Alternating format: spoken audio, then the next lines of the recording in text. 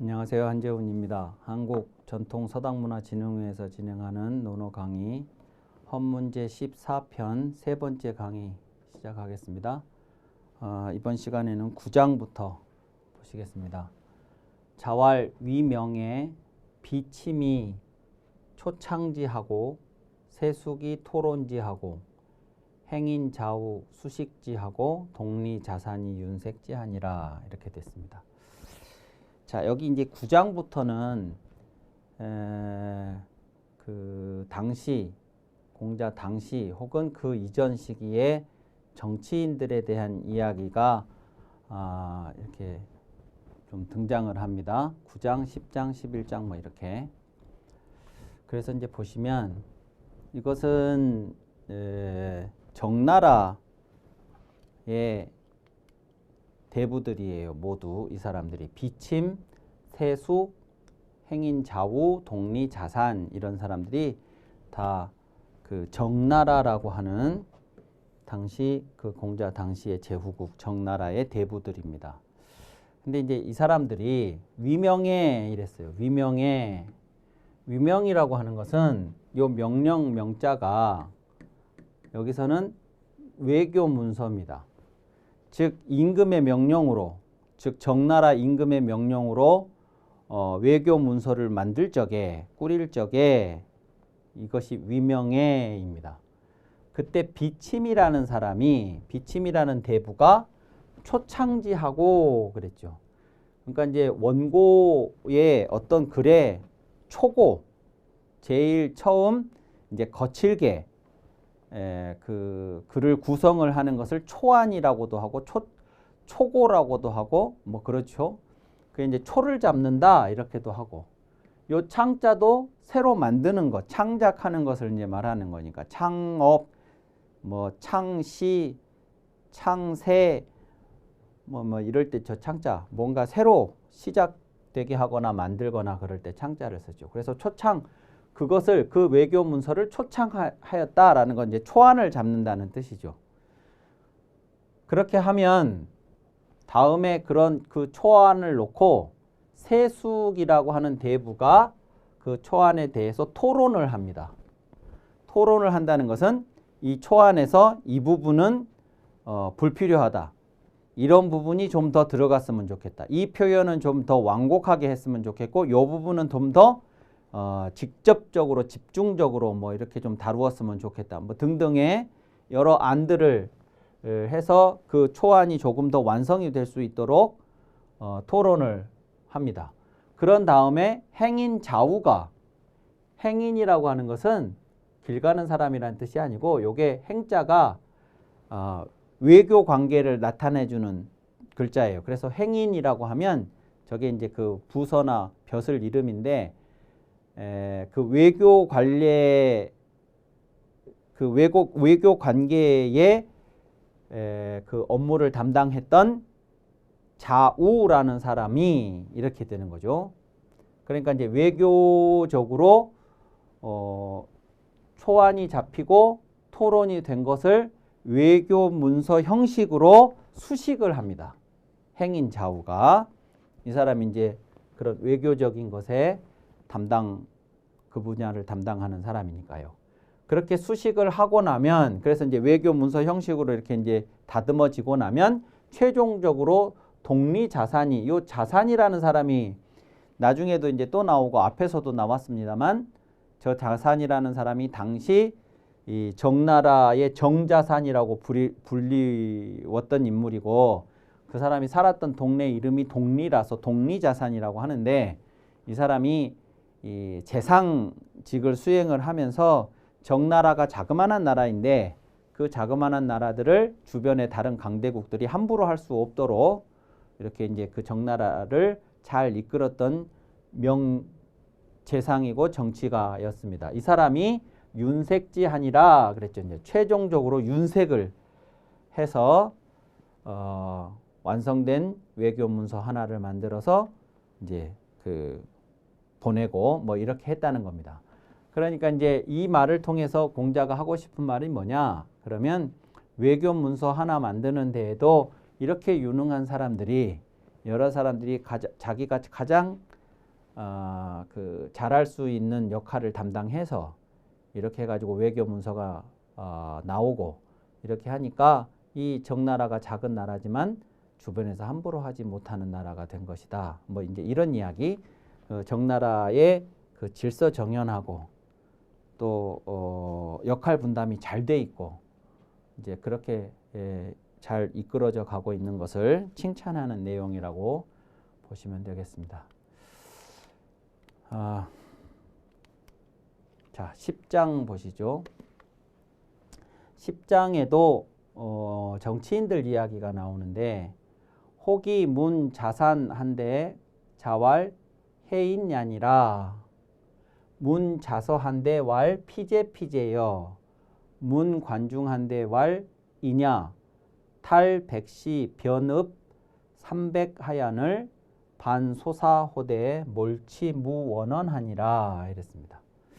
자, 여기 나오는 이제 호기가 자산이라는 사람에 대해서도 물었고 자서라고 하는 사람에 대해서도 물었고 관중이라는 사람에 대해서도 물었습니다. 이렇게 이제 세 명에 대해서 물었는데 이 자산은 조금 전에 앞에서 보셨던 그 정자산 정나라의 재상이고 공손교 이름이 교입니다.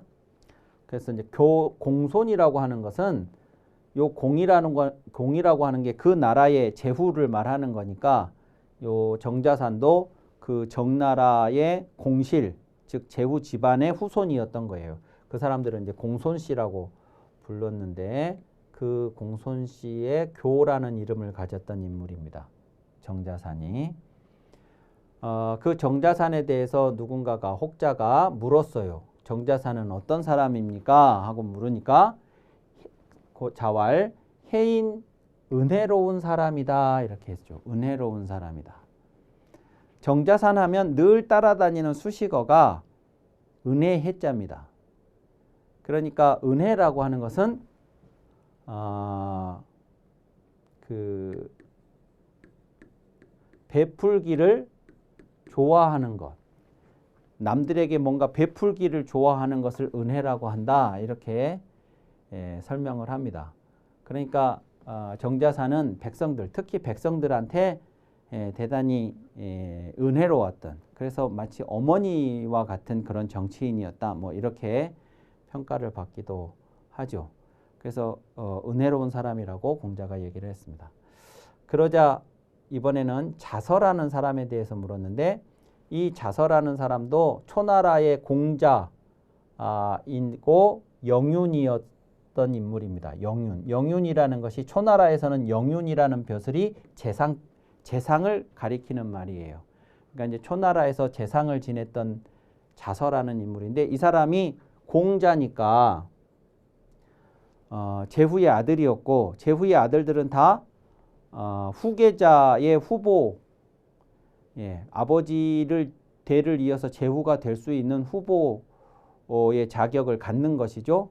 그런데 그때 이 자서가 그것을 임금의 자리를 양보하고 뭐 이제 했던 그리고 나중에 재상이 되어서 정치력을 발휘를 했는데 이제 모든 정치인들이 다 공도 있지만 과도 있는 것이라서 이제 이 혹자가 공자에게 자서에 대해서 물어볼 정도면 자서가 그 당시 꽤나 이렇게 이제 주목받는 정치인이었다는 것은 분명하죠. 그렇게 질문을 하자 선생님께서는 뭐라고 했냐면 피제 이랬어요. 피제라는 것이 뭐 여러 개로 해석을 여러 가지로 할 수 있겠습니다만 뭐 그저 그런 사람 그냥 뭐 그럭저럭 그런 사람 뭐 이런 겁니다. 그러니까 특별히 훌륭하다고 할 것도 없고 특별히 나쁜 사람이라고 할 수도 없고 하는 이제 그만한 사람 뭐 이런 뜻이죠. 이제 세 번째 관중에 대해서 질문을 했습니다. 이 관중은 앞에서도 나왔고 이제 이 뒤에도 관중이 나올 것입니다만 이 관중은 대단히 뜨거운 감자에 해당하는 인물이다 이렇게 보실 수가 있습니다. 그러니까 이제 이 사람은 공하고 과가 아주 뚜렷했어요. 공하고 과가 뚜렷했는데 그 공과에 대해서는 이따가 나중에 공자 제자들이 이 뒤에 바로 뒤에 공자 제자들이 공자에게 이 관중에 대해서 자로나 자공이나 이런 제자들이 질문하는 것이 나옵니다. 바로 이어서. 그러니까 이제 그때 설명을 드리기로 하고 그 관중에 대해서 공자는 물론 그 사람의 그 관중에 대해서 잘못한 부분, 아쉬운 부분을 알고는 있었지만 공자는 그 관중이 그 당시에 수행한 시대적 역할, 이 부분은 또 그 자체로 인정을 하는 편이었어요. 그래서 이제 나중에 제자들한테도 그런 취지의 답을 하는데 여기는 이제 뭐냐면 그 관중이라는 사람이 어떤 사람입니까? 하고 물으니까 관중은 이런 사람이다 라고 말을 하지 않고 그 당시 있었던 한 사례를 가지고 여기에 비추어 보면 그 사람이 어떤 사람인지 추측할 수 있을 것이다. 이제 이렇게 답을 합니다. 어떤 사례냐면 그가 즉 관중이 백시의 변읍이냐 탈 백시 변읍 300 이랬죠. 요 백시는 그 관중하고 상대편에 있었던 어떤 인물을 말하는 거고요. 그 사람이 백시라서. 그 다음에 이 백시가 소유하고 있었던 고을이 변읍이라고 하는 고을이 있었고 그 변읍의 규모가 300호 정도였다. 이런 겁니다. 그래서 백시 변읍 300이 이제 그런 얘기인데 이 관중이라는 사람이 그 백시에게서 변읍 300호를 빼앗았어요. 예, 무슨 이유인지는 여기에는 안 나와 있지만 빼앗았습니다. 관중이. 그래서 300호면 대단히 이제 큰 고을이라고 할 수 있는데 이것을 이제 빼앗긴 이 백시가 저걸 빼앗기고 나서 반소사호대 거친 밥을 먹고 살았다. 그러니까 이제 땅을 영지를 빼앗기고 영토를 빼앗기고 이제 그 이전에 비하면 거친 밥을 먹었다 할 만큼 이제 궁색한 삶을 살게 되었는데도 몰치 무원언하니라 이랬죠. 몰치라고 하는 것은 그 자체로 말하자면 치아가 다 없어진 거죠. 치아가 다 없었습니다. 그러니까 이제 나이가 들었다는 뜻이고 곧 죽게 된다는 뜻이죠. 그래서 요 몰치라는 것은 죽을 때까지라고 이제 보통 그렇게 번역을 합니다. 죽을 때까지. 즉 땅을 빼앗기고 거친 밥을 먹고 살았지만 죽을 때까지 무원언, 그 관중에 대해서 원망하는 말이 없었다. 그러니까 저게 억울하게 빼앗긴 것이었으면 그리고 그 빼앗아 간 것을 관중이 뭔가 부정한 방식으로 사용을 했다면 그러면 저 백시가 원망을 했을 텐데 죽을 때까지 땅을 빼앗긴 백시가 원망하는 말이 없었다. 이제 그러면 그 빼앗아 가는 명분이나 과정이나 그 이후에 그것을 처리하는 방식이 그렇게 잘못되지 않았다. 백시도 땅을 빼앗긴 백시도 동의할 수 있을 만큼 이제 그렇게 볼 수가 있는 것이죠. 그래서 이 관중이라는 사람이 어떤 사람이냐고 물었는데 이제 이런 사례를 이야기를 하면서 이 관중이라는 사람이 그래도 뭔가 일을 공정하게 처리를 했었던 인물이다라고 이렇게 얘기를 하고 있는 장면입니다. 그러니까 이제 이런 사람들이 당시에 자산이나 자서나 관중은 물론 공자보다도 더 훨씬 이전 사람입니다.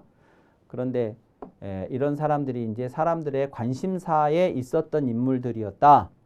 지금 우리에게는 별로 중요하지 않지만 그런 것이었고 이제 이 중에서도 자산이라든가 관중은 자선은 모르셔도 되지만 자산이나 관중 같은 경우에는 이제 고전을 공부하시기 위해서는 꼭 기억을 하실 필요가 있는 인물들입니다.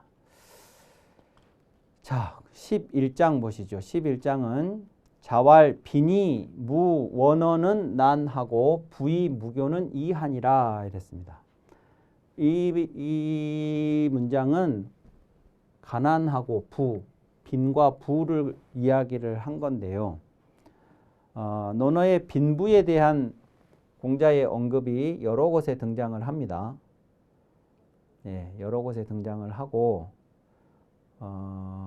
공자가 이제 그것에 대해서 이제 여러 말씀들을 하셨는데 이 빈과 부라고 하는 것에 대한 공자의 말씀을 우리가 읽을 때 꼭 유념을 해야 되는 것은 공자가 가난하다라고 하는 이 주제와 특히 가난과 관련해서 이야기를 할 때 그것은 어린 시절 그 뼈저리게 가난이라는 것을 체험을 한 공자가 한 말이라는 걸 꼭 기억을 하실 필요가 있다는 거예요. 다시 말씀드리면 공자가 가난에 대해서 뭐라고 말씀하신 것이 가난을 체험해보지 않은 사람이 그냥 머리로 뭐 어떻다 저떻다 떠드는 그런 이야기가 아니고 정말 안 해본 것이 없다 할 만큼 굳은 일을 다 하고 성장했던 공자가 한 말이라는 것을 항상 염두에 두고 보실 필요가 있습니다. 이제 여기서 하는 말은 뭐냐면 빈이 무원은 난하고 부이 무교는 이하니라 그랬죠. 가난하면서 가난한데 무원, 원망함이 없기는 어렵고 가난해요. 내가 가난하면 힘들어요. 당연히. 그리고 벗어나고 싶어요. 그러니까 벗어나고 싶은데 벗어나지지를 않아요. 벗어나지지를 않고 힘든 이 상황이 계속 되다 보니 사람들은 이제 내가 왜 이렇게 살아야 되는가에 대한 원인을 찾으려 하고 대체로는 그 원인을 바깥에서 찾게 되고 뭐 부모가 나한테 재산을 안 물려줬다든지 또 뭐 나라가 정치가 엉망이라든지 심지어는 뭐 조상의 묘를 잘못 썼다든지 뭐 이렇게 이제 누군가 그 바깥에 있는 누군가에게 그 원인을 찾고 그 대상을 원망을 하게 됩니다. 세상을 원망하고 부모를 원망하고 조상을 원망하고 뭐 주변 사람들을 원망을 합니다. 그걸 안 하기가 어렵다는 거예요. 대체로 많은 사람들이. 그런데 원망을 하면 이 문제가 해결이 되냐? 그렇지 않죠. 그렇지 않는데 그렇게들 해요. 그게 이제 보통의 가난한 사람들의 모습이에요. 부자들은 교만함이 없기는 쉽다 그랬습니다. 부자인데 교만함이 없기는 쉽다. 부자들은 교만하기가 교만해요. 교만하다는 것은 내가 더 많이 가지고 있기 때문에 나보다 덜 가진 사람들에 대해서 내가 함부로 하죠. 내가 잘났고 그 사람들이 못나서 함부로 하는 게 아니고 내가 돈을 많이 가지고 있고 그 사람들이 돈을 많이 가지고 있지 못하다는 이유로 함부로 해요. 그러니까 다시 말씀드리면 내가 돈을 많이 가지고 있다는 것이 곧 내가 잘난 사람이라고 하는 것으로 착각을 하는 거죠. 그러니까 부자라는 것 자체는 개인적으로 보든 사회적으로 보든 좋은 거죠. 그리고 다른 사람들이 부자에 대해서 좋은 감정을 가져야 하는 게 맞아요. 또 부자들이 내 주변에 많이 있다는 것도 좋은 일이에요. 그런데 그 부자들이 그 자신이 가진 부를 다른 사람들을 능멸하고 그래서 무시하고 교만을 부리는 소재로 사용을 하면 다른 사람들이 그 부를 좋은 시선으로 보기가 어려워요.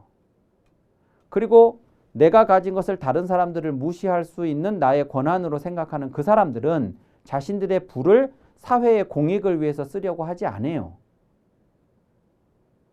왜냐하면 내가 그걸 가지고 있고 쟤들은 그걸 가지고 있지 않아야 나는 계속 저들을 위해서 군림할 수가 있으니까. 교만이라는 게 그러니까 부라고 하는 사회적으로 선한 소재를 사회적으로 위화감을 조성을 하고 서로 간에 불편하게 만들고 하는 이제 그런 소재로 악용이 되는 것이 바로 이 교만이에요. 그 교만이 없어야 되는데 그 교만이 없기는 쉽다. 요때요 쉽다라는 것은 여기 어렵다에 반대되는 말인데 어렵다 쉽다라는 것은 상대적인 이야기입니다. 특히 이 쉽다라는 것은.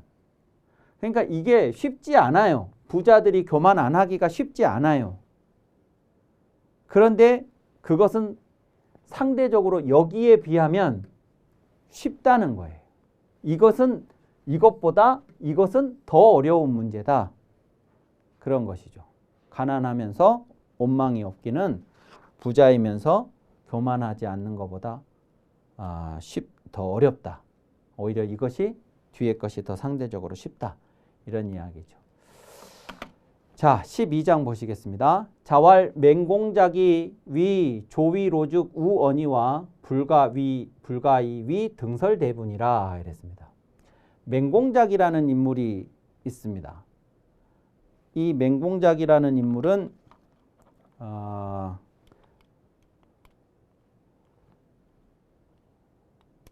노나라 대부인데요. 노나라 대부인데 그 노나라 대부인 맹공작이라는 사람을 놓고 공자가 이렇게 얘기한 거예요. 조나라, 위나라, 조씨, 그러니까 이때는 아직 이제 나라가 아니고 조씨, 위씨, 위씨가 당시 강대국이었던 진나라가 그 당시 공자 당시에는 가장 강대국이었습니다. 그 진나라의 경들이었어요. 즉 높은 대부들이었죠. 재상급의. 그래서 이제 막강한 강대국인 진나라의 가장 높은 세력을 높은 지위에서 막강한 세력을 구축하고 있었던 두 집안이 조씨와 위씨였고 나중에 이 조씨와 위씨가 이제 나중에 한씨까지 포함해서 이 한씨까지 포함해서 저 세 집안이 저 진나라를 3등분으로 해서 쪼개서 조나라, 위나라, 한나라 이렇게 조씨, 위씨, 한씨가 조나라, 위나라, 한나라로 세 나라로 가지고 갑니다. 진나라를 쪼개서. 그래가지고 조, 위, 한 세 나라가 나타나는데 이 조, 위, 한 세 나라가 전국 칠웅 나중에 전국 시대에 7개의 강대한 나라 전국 칠웅의 셋이 돼요. 그러니까 이 조씨, 위씨, 한씨가 아직 진나라를 쪼개 가지기 전에 진나라가 얼마나 강력한 나라였겠습니까? 이것이 쪼개져서 3등분이 됐는데 이 3등분이 7개 중에 셋에 들어간다는 거니까. 이제 그런 나라였습니다. 그런 집안이 조씨, 위씨 집안인데 그 조씨, 위씨 집안의 로라고 하는 것은 가로인데 이게 가신의 우두머리예요. 그러니까 이 사람들은 대부들이었지만 가신 그룹이 엄청나게 그 가신들이 많은 속한 그런 그룹을 형성을 하고 있었고 그 가신 그룹에서 우두머리에 해당하는 사람을 가로라고 해요. 가로. 그러니까 이제 요 가라고 하는 것은 대부니까 대부는 가를 대표하는 인물이니까 요 대부에게 채용된 신하를 가신이라고 하고 가신. 그 가신들의 우두머리를 가로라고 합니다. 그것이 조씨, 위씨의 가로가 된다. 이 맹공작이라는 인물이 조씨, 위씨의 가로가 된다면 넉넉하겠지만 이랬어요. 그러니까 강대국의 권력자 집안의 가신들 그룹의 우두머리가 되는 것은 충분하겠지만 불가이위 등설대분이라. 등나라나 설나라는 약소국입니다. 이 약소국의 대부가 되지는 못할 것이다. 될 수 없을 것이다. 이랬습니다. 그런데 이 이야기가 이제 무슨 얘기냐? 그러면 이 맹공작이라는 사람의 이야기가 밑에 13장, 이 다음 장에 나와요. 거기에 욕심이 없는 사람으로 묘사가 됩니다. 욕심이 없는 사람. 그러니까 욕심이 없고 청렴하고 뭐 이제 이런 인물로 묘사가 되는데 그것에 근거해서 해석을 하면 큰 나라의 강대국의 막강한 권력가 집안의 가신들 그룹의 우두머리는 욕심이 없어야 되고 일단 그리고 그 사람들을 그 가신들을 우두머리로서 아우를 수 있는 그런 포용력만 있으면 돼요. 요 맹공작은 이제 그런 직책을 만약에 맡는다 그러면 그건 잘할 수 있을 거다. 근데 약소국의 대부들은 뭐냐? 그러면 대부지만 약소국이니까 자잘한 일들까지도 다 챙겨야 됩니다. 말하자면 뭐라고 그럴까요? 이제 대부 그러면 고위직인데 중소기업에 뭐 이사님이다, 뭐 상무님이다, 상무이사다, 뭐 이런 거 하면 대기업의 상무 정도가 되면 뭐 비서도 따로 있고 뭐 다 있겠잖아요. 근데 중소기업의 이사님들은 이분들이 뭐 이렇게 그 커피도 타야 되고 자기가 자기 운전도 해야 되고 막 그런 일들까지도 하잖아요. 그런 거나 비슷한 겁니다. 등나라나 설나라의 대부들은 나라는 작은데 주변의 강대국들과의 관계가 복잡해서 일들이 많아요. 그것들을 강대국 틈바구니 사이에서 존속을 하려고 그러면 해야 할 것들이 많아요. 그리고 실질적으로 뭔가 능력도 있어야 되고 그런 것들을 헤쳐나갈 그런 거가 등나라 설나라 대부들이 해야 할 역할인데 맹공작은 그런 거는 할 수 없을 거다. 이렇게 이야기를 한 겁니다.